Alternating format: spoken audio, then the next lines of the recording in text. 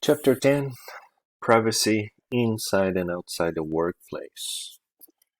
So we'll be discussing privacy law very briefly because this is a very dense, extensive legal topic. So we'll be focusing on privacy issues that mostly affect the employment relationship. So our objectives will be to understand the application and function of the BC Freedom of Information and Protection of Privacy Act, FIPPA or FIPA, it's better FIPPA, I believe, and also explain how federal privacy legislation affects provincially regulated employers and employees in BC, and then identify the 10 principles behind the federal Personal Information Protection and Electronic Documents Act, PIPEDA, as they call, and understand employee privacy rights in workplaces that are not covered by general privacy legislation. So, privacy of personal information is relatively a new issue, and in the past, privacy was protected more by the way of practical difficulties in compiling records. So, in other words, because it was difficult to get access to private information, there was a kind of a natural protection. But nowadays, there's a vast amount of sensitive personal information that can be compiled, analyzed, transferred, and manipulated in nanoseconds. So, artificial intelligence, social websites, web search engines, etc. So, as we joke sometimes, if we are searching on the web, Google knows where we are, what we are doing, etc. And so now privacy concerns are paramount. It's a very hot topic, I would say, for the last 10, 20 years on. It's been very, very hot topic. You may remember several breaches, hacking. Last year or 2 years ago, there was this breach for Life Labs. Millions of personal information were hacked. So it's very, very hot topic nowadays. And employers, they can be vicariously liable for privacy invasions that are eventually carried out by their employees in the course of their duties. So there's this tort of invasion of privacy, and you may remember that being vicariously liable means that you are liable even though you were not at fault directly. So we saw this in previous chapters. So let's say an employee of a bank decides to check the banking records, personal information, financial statements of a neighbor they know has a checking account in that bank, just for curiosity or to understand how much the neighbor makes, etc. And if that employee does not have access to those records for their job duties, they are doing this with a different intention, then this is an example of a tort of invasion of privacy. And in this case, the neighbor could sue by learning that their personal information was invaded. So they could sue both the employee who had access but also the employer. So that's an important issue here. And the Personal Information Protection and Electronic Documents Act, also known as PIPEDA, it is the federal legislation that sets out how organizations may collect, use, disclose personal information. Actually, those are the three main important aspects of privacy legislation with regards to personal information. So anyone, any entities, any companies, any person, anyone that collects, uses, and eventually discloses, and it could be all the three or just one of the three, they have to comply with privacy legislation. So again, the main things are collecting personal information, using personal information, and also disclosing personal information. Okay, so we'll be mostly focusing on those three aspects of dealing with privacy information, personal information, sorry. So what is personal information after all? So it is any information about an identifiable individual. So any information that allows a third party, allows someone else to identify an individual. And hence, information that allows someone to be identified may be their age, sex, religion, ethnicity, opinions, photographs, ID numbers, home address, residential phone number, personal email address, web browsing. This may tell who the person is, what they are searching, purchasing and spending habits, income, credit records, loan records, even disciplinary actions, employee files, pay, benefit records, blood type, medical records, and there may be some more here, but these are the main things that are included as personal information. Okay, so again, anyone, any company, institution, organization, person who collects, uses, or discloses any of those that are regarded to be personal information, they have to comply with all privacy legislation they are bound to. So, looking at the Freedom of Information and Protection of Privacy Act, the FIPPA, this is an act that allows people, individuals, the right to request access to information in the custody of or in control of public bodies, so government, both provincial and federal. And this act also provides public bodies with a framework within which they must conduct the collection, so again, collection, use, and disclosure of personal information. So all public bodies, they are bound to this FIPPA, the Freedom of Information and Protection of Privacy Act.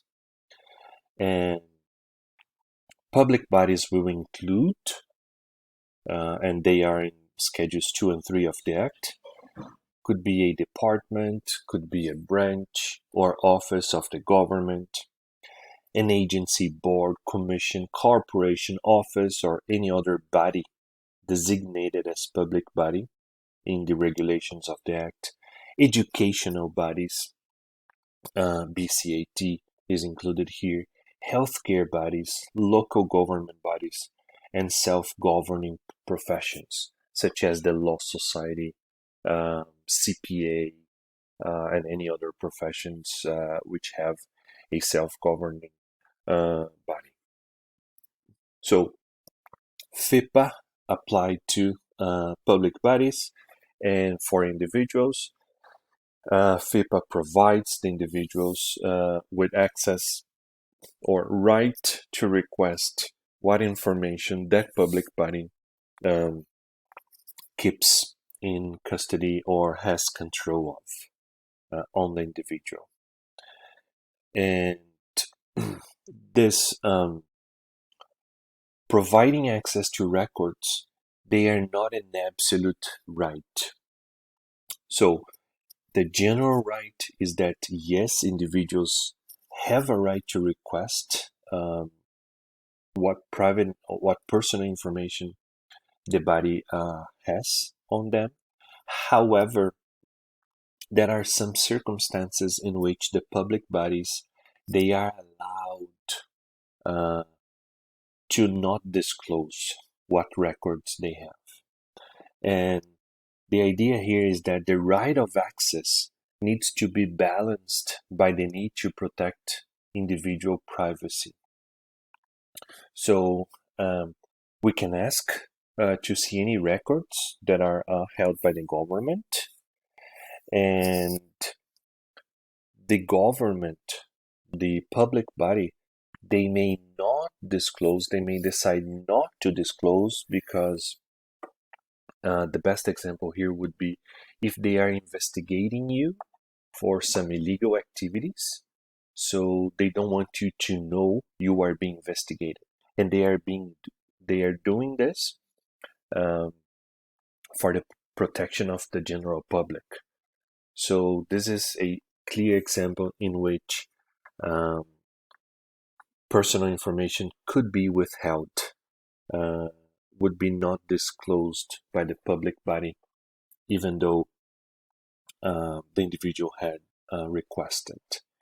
But if you believe the denial to disclose what your personal information is with that public body, if you believe that this denial is not fair, could be illegal, you can still complain to the commissioner that the public body denied to disclose your records, and then the commissioner will decide whether the public body has to disclose or they can keep the records without letting you know what they have on you.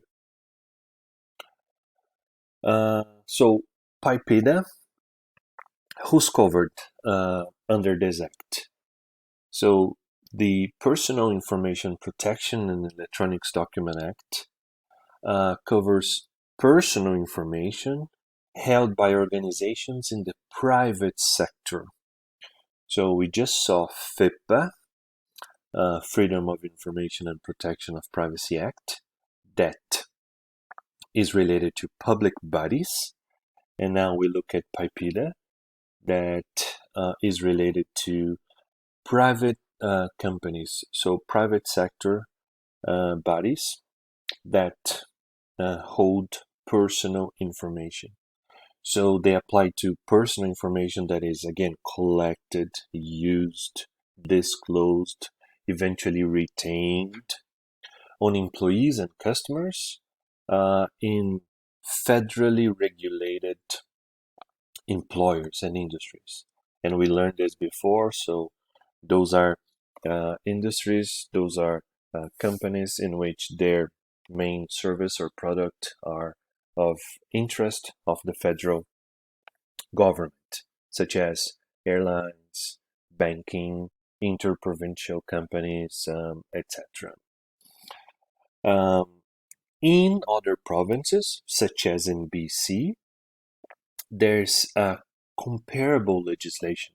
So there's a legislation that is very much comparable to PIPEDA. And in BC, we have PIPA. We'll see in a while. It is the Personal Information Protection Act.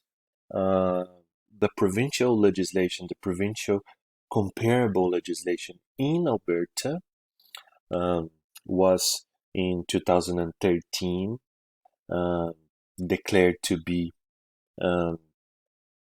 not compliant with the Constitution of Canada. So the Alberta's PIPA has been reviewed and is being reviewed since then. In 2015, there were some amendments to PIPEDA, the one that affects the federally regulated employers and employees. And those main amendments were the following.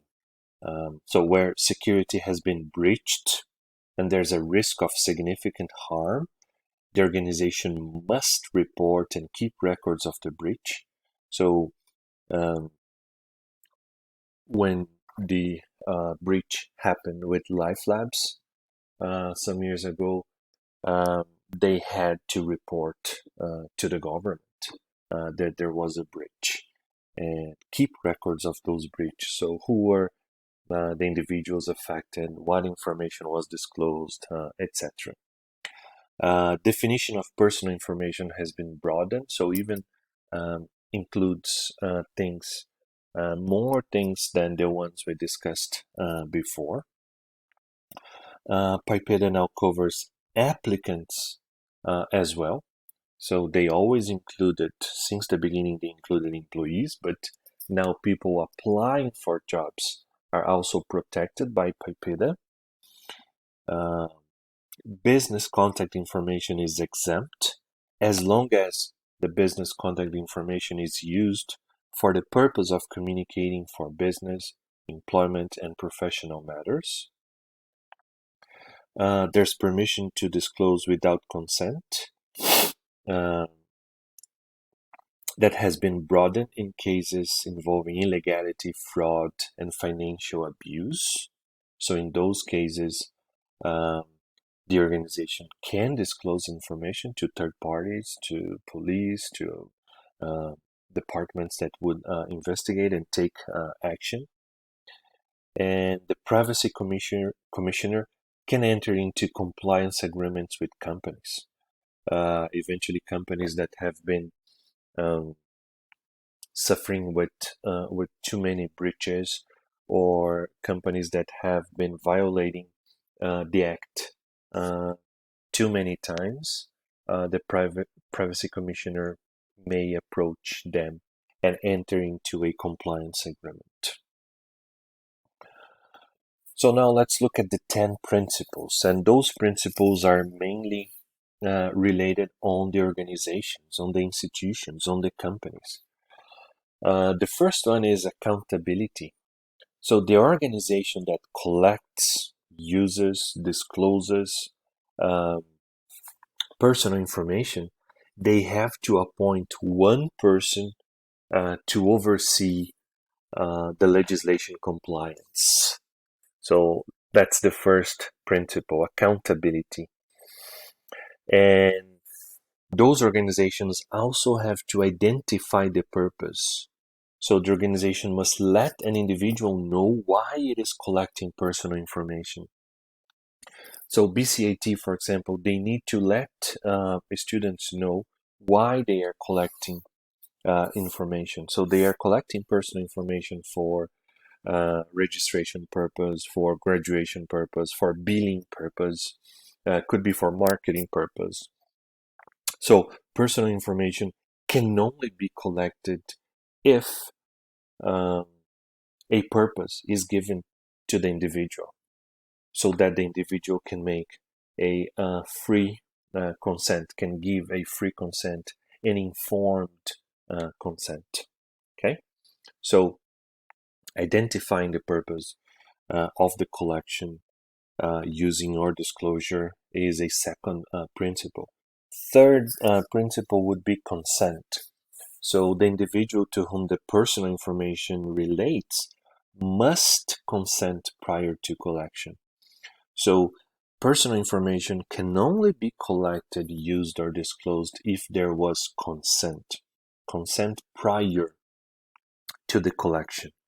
And in most cases, so if we look at social media, any terms and conditions of websites, software we agree to, they usually have a broad and general consent section in which we can only download, we can only use, we can only subscribe, we can only become part of that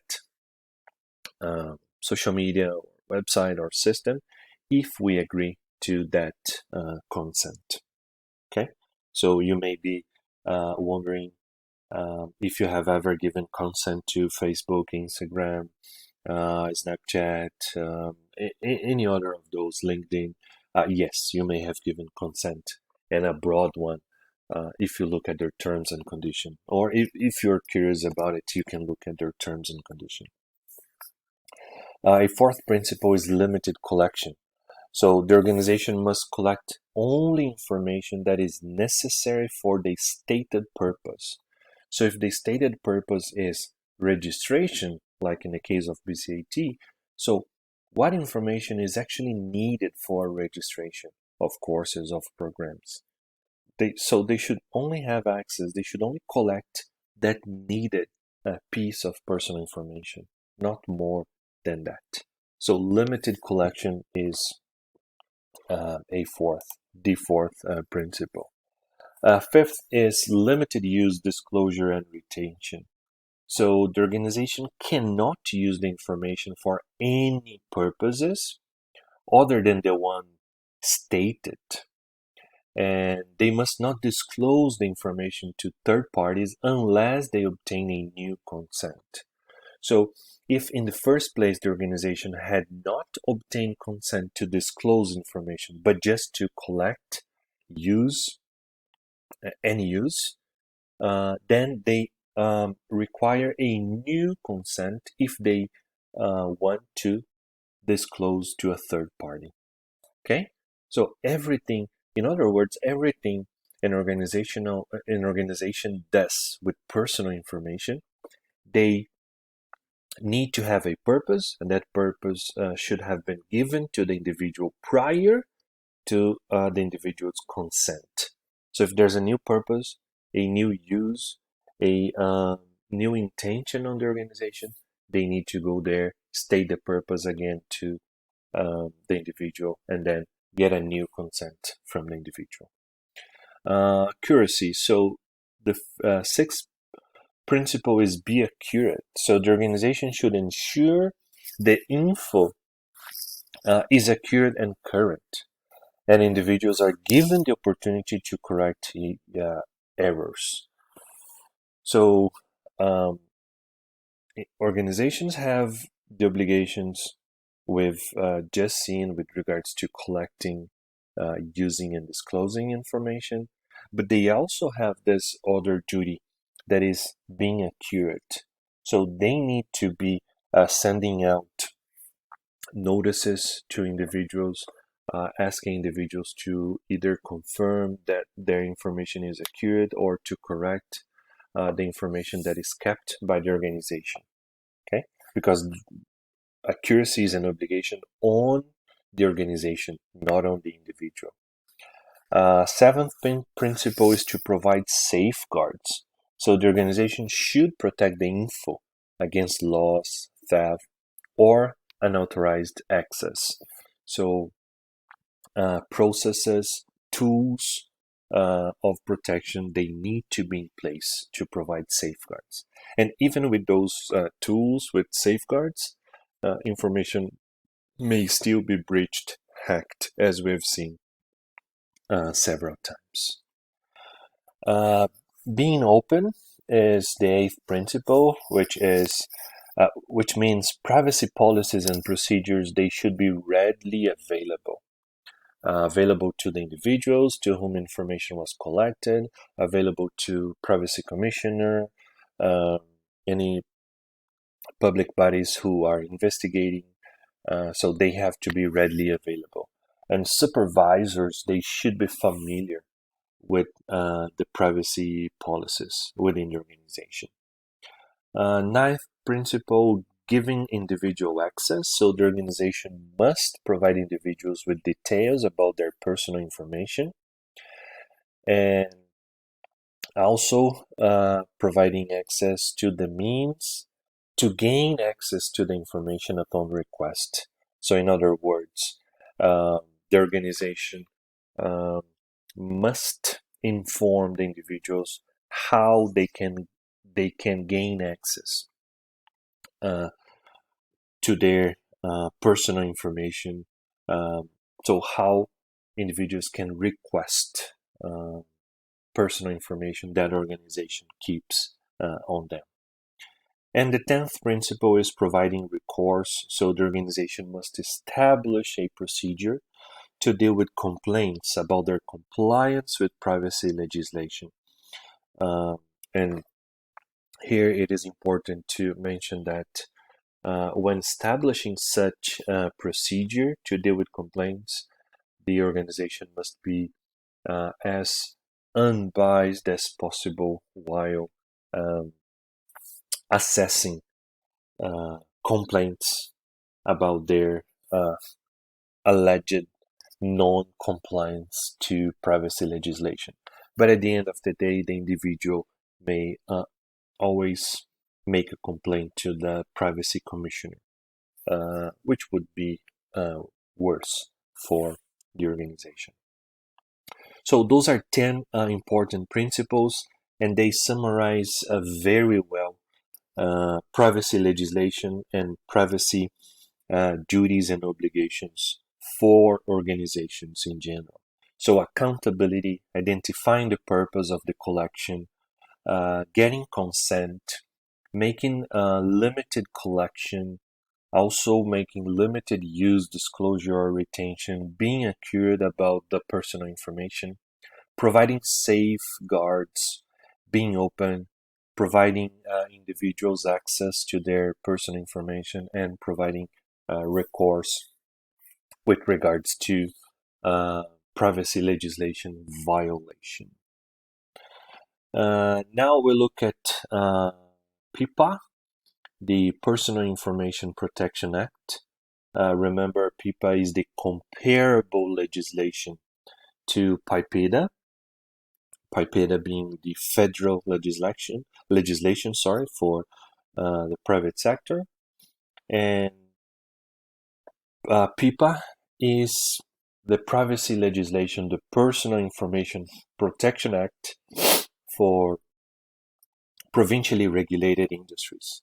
And they will also include workplace rules for employee personal information. So that's why we have to look at privacy legislation. So who's covered under PIPA? So those are organizations that are provincially regulated. And examples are non-profit organizations, trade unions, private schools, partnerships, corporations, unincorporated associations, professional regulatory associations, any individual acting in commercial capacity. So let's say you are a business consultant, you work on your own, you are a sole proprietor. So if you collect information, if you collect personal information, yes, you are also covered under PIPA. And also any individual acting on behalf of a corporation, trade union, or partnership. Principles here. So under PIPA, PIPA is a legislation that will govern the collection, use, and disclosure. So again, but now here for private sector organizations within the province, within BC.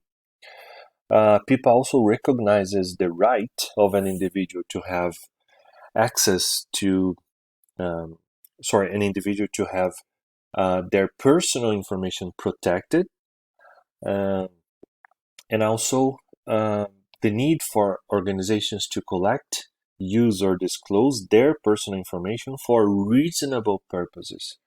So purposes that are usually related to the organization's business, organization's services, what they do.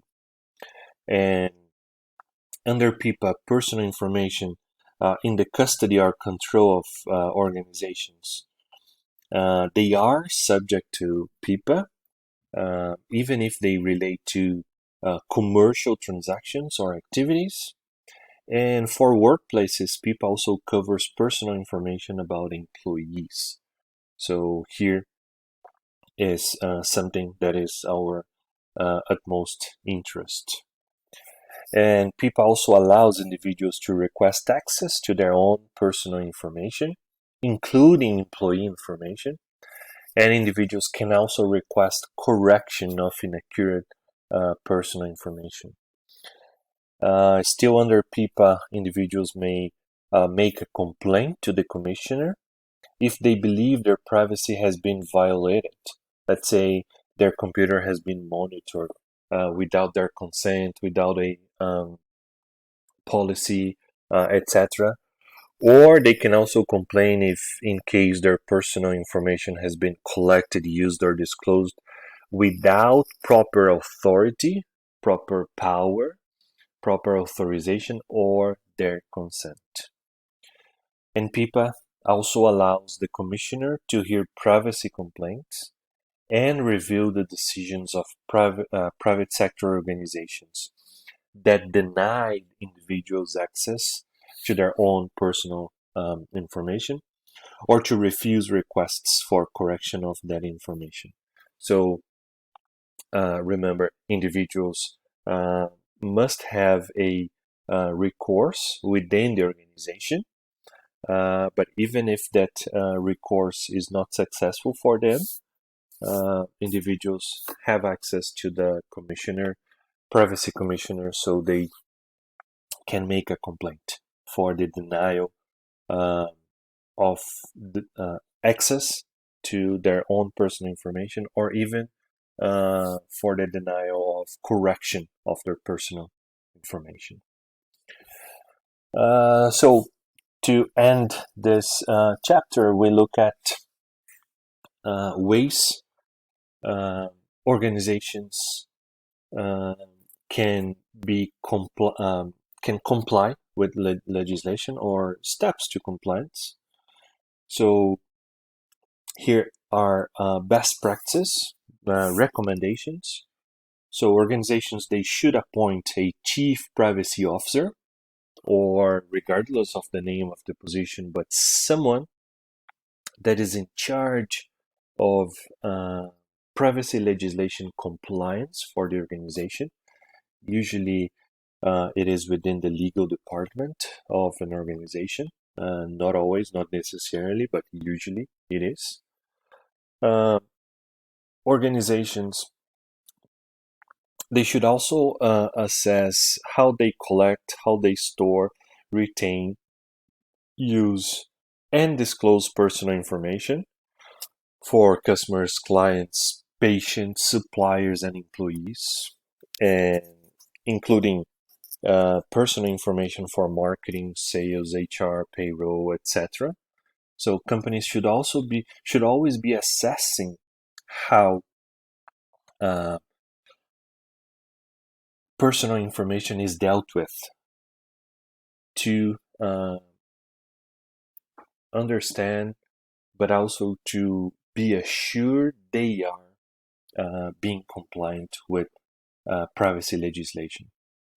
Organizations should also develop policies and procedures to be in compliance to privacy legislation. They should train staff to ensure awareness, mainly with regards of invasion of privacy, mainly with regards of not causing the organization to violate privacy legislation.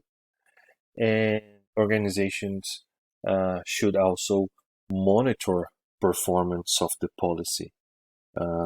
It's not much of a use to have a clear and good policy if the organization does not monitor performance of it. It would be not completely useless, but of very little importance. Now, just one small piece or bite with regards to information from employees. So mostly looking at monitoring and collecting information using technology. That's usually an interesting thing for this chapter. So employees, they have a reasonable expectation of privacy, but that expectation of privacy is not absolute. Again, when I say it's not absolute, it means different principles will be balanced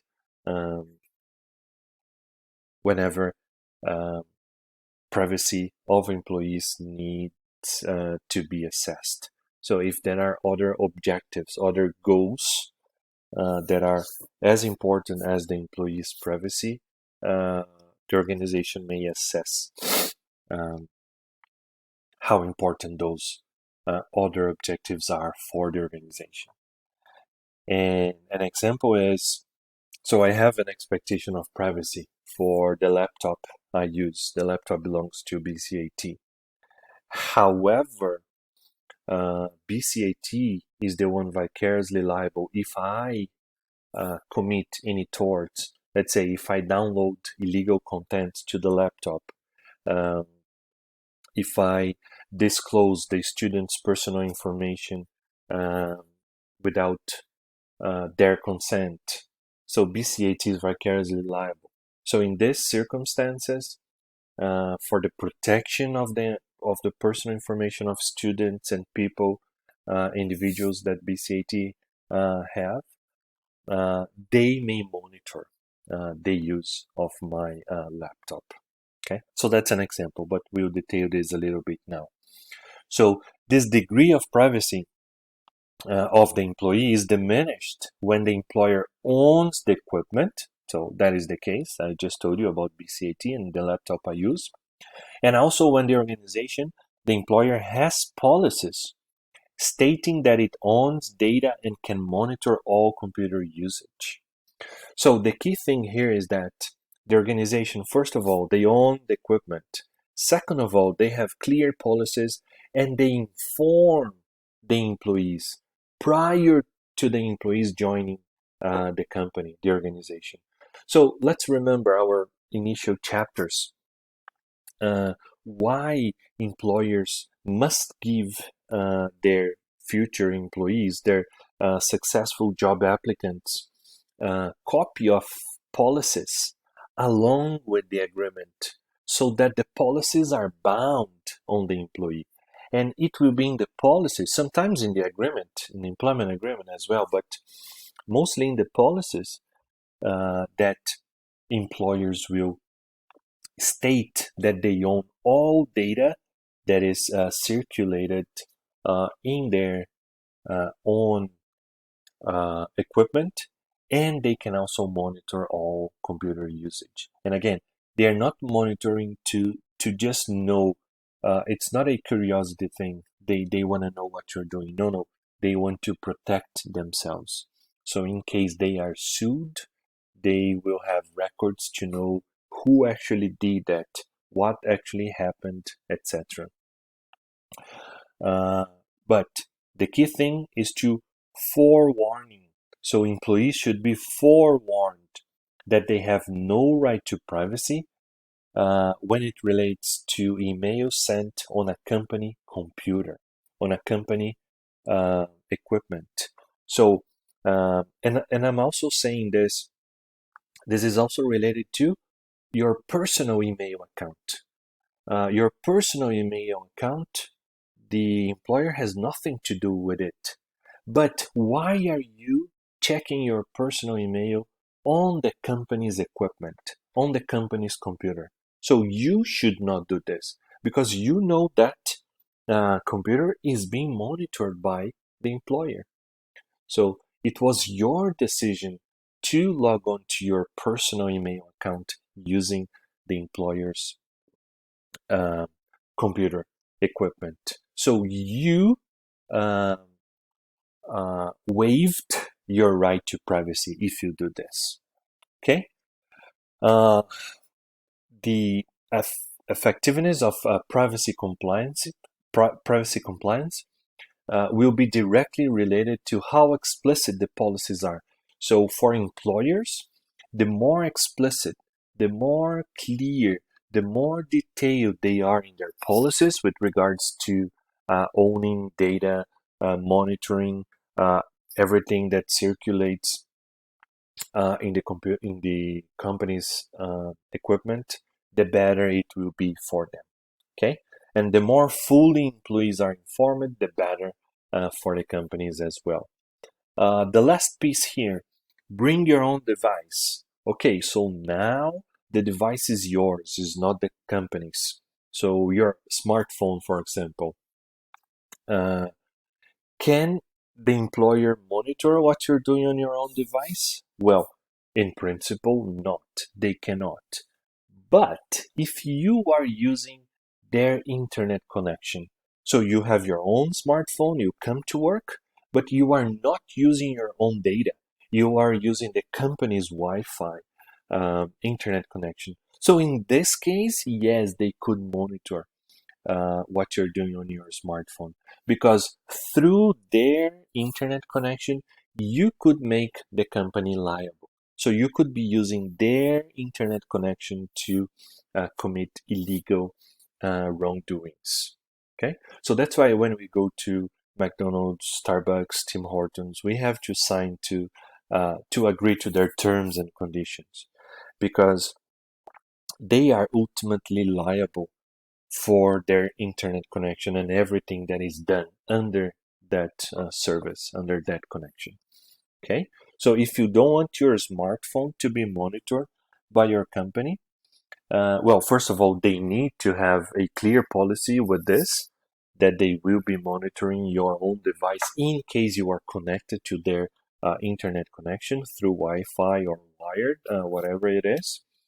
But if there's such clear disposition or prescription in their policies, you can still avoid having your smartphone monitored by them by using your own data. So you do not connect to the employer's internet connection. Okay, so yes, that's Chapter 10, Privacy Legislation, Privacy Inside and Outside the Workplace. Thank you.